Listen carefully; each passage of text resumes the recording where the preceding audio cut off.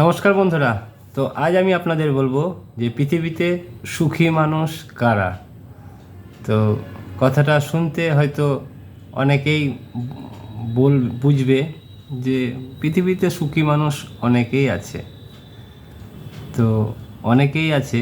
তো আমার কথায়, আমার অভিজ্ঞতায় যেটা আমি প্রকাশ করতে চাই সেটা হলো যে পৃথিবীতে সুখী মানুষ কেউ নেই।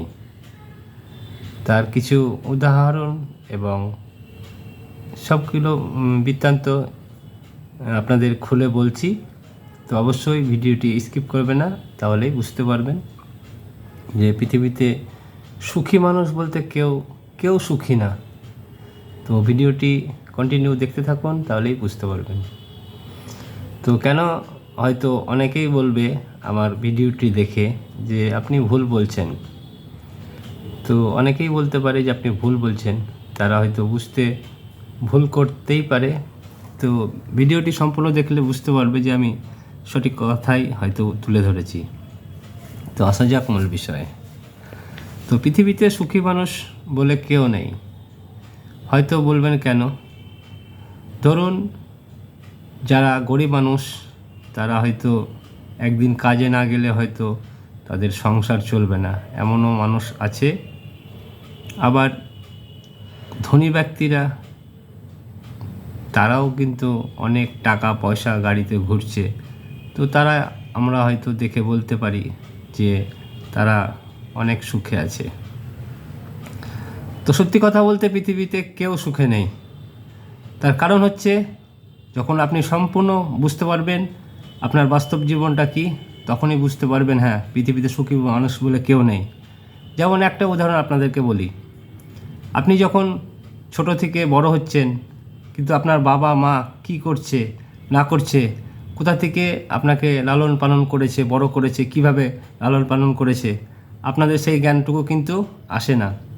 তারপরে যখন বাবা মা গত হয়ে যায়, তখন কিন্তু আস্তে আস্তে আমাদের সব কিন্তু জ্ঞান চক্ষু খুলে যায়।